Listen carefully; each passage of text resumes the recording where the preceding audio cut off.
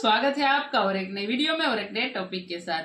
India is too important for the world says Iran. USA will not be able to do anything on Chabahar. तो भाई Chabahar port की जो हमने एक महीने पहले वीडियो डाली थी, तब बात चल थी डॉक्टर एस जयशंकर साहब उस समय वहां पे गए थे, उस समय एक वीडियो डाली थी। और वो जो डील थी, वो डील है वो फाइनल हो चुकी है, हस्ताक्षर हो चुके हैं, सिग्नेचर हो चुके हैं 10 सालों के लिए। फाइनली 10 सालों के लिए चाबहार पोर्ट हमारा हो। बिल्कुल। तो पहले वीडियो देख लेते हैं, प्रशांत धवन जी का है, तो आपको डिटेल्स में इसमें जानकारी मिलेगी। आशा करेंगे पसंद आएगा। और दोस्तों वीडियो पसंद आए तो लाइक और शेयर जरूर से कर दीजिएगा। और चैनल पर पहली बार आए, सब्सक्राइब नहीं किया तो साथ में सब्सक्राइब भी कर दीजिएगा। चलिए स्टार्ट।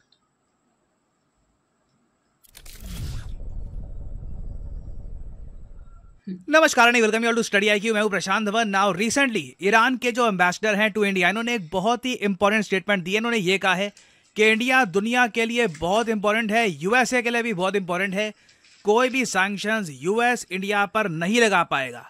नाउ मैं वैसे आपको बता दूं, पूरी दुनिया, चाहे BBC हो, CNN हो, दुनिया भर का जो मीडिया है ना आज के समय इस टॉपिक पर लेख लिख रहा है कि यूएसए ने कहा है कि सैंक्शंस पॉसिबल है भारत पर after India Iran port deal. इस टॉपिक पर मैं वीडियो बना चुका हूं स्टडी IQ पर। मैंने आपको बताया था कि चाबहार पोर्ट जो है ईरान में, उस पोर्ट को लेकर रिसेंटली इंडिया ने एक 10 साल की डील साइन कर ली है ईरान के साथ। साथ में यह भी कहा है कि $220 मिलियन हम चाबहार पोर्ट में करेंगे इन्वेस्ट। नाउ प्रॉब्लम देखो इंडिया के सामने ये आ रही है कि यूएस इस सब को, जो भी इंडिया यहां पर कर रहा है ना, इसको एक न्यू डील की तरह देख रहा है। अब यहां पे आप कहोगे न्यू डील की तरह देख रहा है मतलब, देखो 2018 में डोनाल्ड ट्रंप थे यूएसए में प्रेसिडेंट, और ट्रंप के बारे में एक बात आपको याद होगी कि ये धमकियां बहुत देते थे स्पेशली इंडिया को। चाहे S-400 मिसाइल डिफेंस सिस्टम की बात हो, चाबहार पोर्ट की बात हो, चाहे कोविड-19 के टाइम मेडिसिन की बात हो, ट्रंप ने कई बार इंडिया को धमकियां दी और ये कहा कि देखिए या तो मैं सैंक्शन लगा दूंगा या पनिश कर दूंगा। और एक बार को तो मैं बता रहा हूं, S-400 मिसाइल डिफेंस सिस्टम जो हमने लिया है रशिया से, और ईरान का जो चाबहार पोर्ट है, दोनों इश्यूज को लेकर लग रहा था कि इंडिया पे सैंक्शंस लगी जाएंगे। मगर इंडिया की डिप्लोमेसी इतनी अच्छी थी, और आप साथ में ये भी कह सकते हैं इंडिया की जो इंपॉर्टेंस है यूएसए के लिए, ये इतनी ज्यादा थी कि यूएसए ने कोई भी सैंक्शंस इंडिया पे नहीं लगाया। एक्चुअली ईरान के केस में तो इंडिया ने एक स्पेशल वेवर लिया था यूएसए से, क्योंकि यूएसए ने बहुत सारे सैंक्शंस इंपोज कर रखे हैं ईरान पर।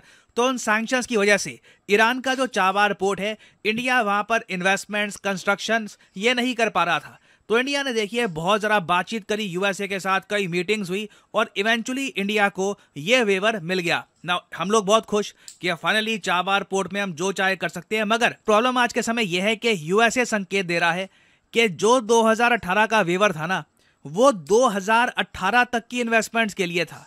अब जो इंडिया ने एक नई डील साइन कर ली है ईरान के साथ, जिसमें यह लिखा हुआ है कि पूरा चाबहार पोर्ट 10 साल के लिए इंडियन पोर्ट्स अथॉरिटी लिमिटेड को मिल जाएगा।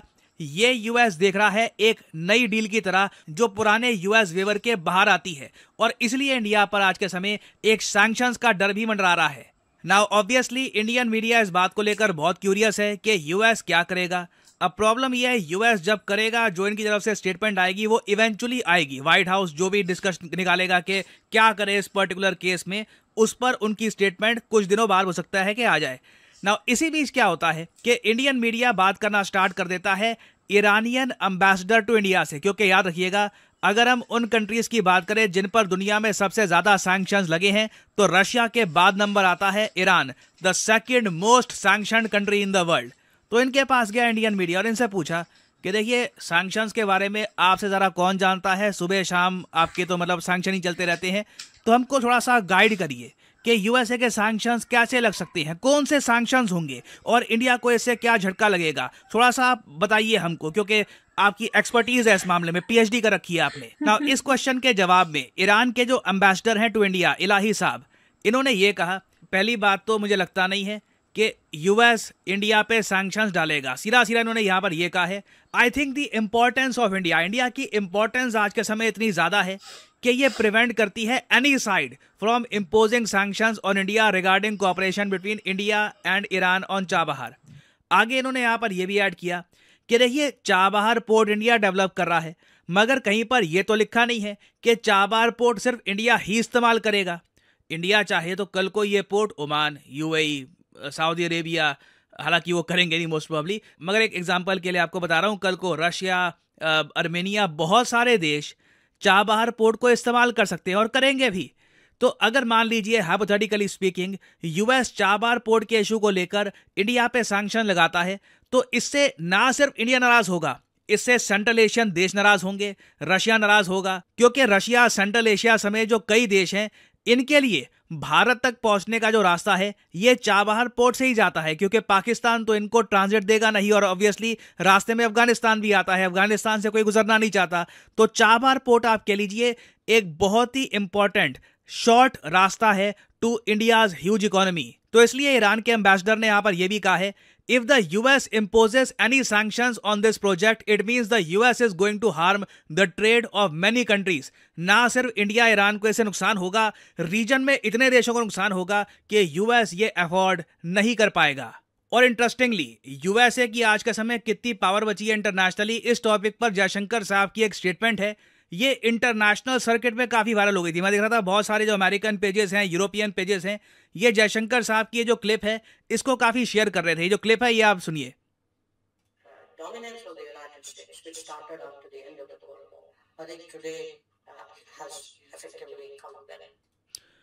इन्होंने यहां पर कहा है कि जो डोमिनेंस थी यूएसए की, जो कोल्ड वॉर के बाद, कोल्ड वॉर जब खत्म हुई, यूएसएसआर टूट गया, तो यूएस अकेला सोल सुपर पावर बचा था पूरी दुनिया का, और यूएसए ने उसके बाद खूब मजे उड़ाए, उसके कई कंट्रीज को अटैक किया, अपने हिसाब से रजीम चेंजेस किए। मगर जयशंकर साहब ने यह कहा है कि वो जो डोमिनेंस थी अब ये खत्म हो चुकी है, खत्म होने को आ नहीं रही। It has effectively come to an end. ये यूएसए का एक बहुत ही इंपॉर्टेंट पार्टनर कंट्री, एक फ्रेंडली कंट्री जो यूएस काफी बार कहता है, ये ओपनली कह रहा है इंग्लिश लैंग्वेज में। अमेरिकन ने सुनी है ये बात। तो दोनों फैक्टर्स यहाँ पे इन्वॉल्व हैं। एक तो इंडिया की जो इंपॉर्टेंस है ये काफी हद तक बढ़ गई है, साथ ही साथ यूएस की जो ओवरऑल अथॉरिटी थी एज ए डोमिनेंट पावर वो उतनी बची नहीं है। तो चाहे देखिए वर्ल्ड मीडिया इसके बारे में जितने भी आर्टिकल लिखे, चांसेस बहुत ज्यादा कम है कि यूएस एक्चुअली सैंक्शंस इंपोज करेगा इंडिया पर ओवर चाबहार पोर्ट। मगर फिर भी देखिए ये टॉपिक बहुत न्यूज में रहेगा। मोस्ट प्रोबेबली यूएसए की तरफ से एक बड़ी स्टेटमेंट आनी बाकी है। यूएस अगर कुछ न्यू या फिर आउट ऑफ द बॉक्स कहता है इस टॉपिक के बारे में, तो मैं आपके लिए बाद में अपडेटेड वीडियो ले आऊंगा। फाइनली आपसे पूछूंगा एक क्वेश्चन। देखिए वर्ल्ड हाइड्रोजन समिट 2024 आजकल बहुत न्यूज में है। आपको बताना है कि ये जो समिट है 2024 का कौन सा देश कर रहा है ऑर्गेनाइज। ये है यहाँ पे आपकी ऑप्शंस, यूएसए, जापान, नेदरलैंड्स या फिर चाइना। कमेंट सेक्शन में करिए उत्तर। जो लोग सही आंसर देंगे उनकी कमेंट को मैं हार्ट दे दूंगा ताकि बाकी लोग समझ पाएं कि सही उत्तर क्या है। और फाइनली आप लोगों के लिए इंपॉर्टेंट जानकारी, स्टडी IQ की सेल को अब बस 2 दिन बचे हैं। 15 तारीख को, 15 मई को ये सेल खत्म हो जाएगी। यूजुअली डिस्काउंट होता है स्टडी IQ के कोर्सेज पर 20% का, अभी 30% का यूनिक डिस्काउंट चल रहा है।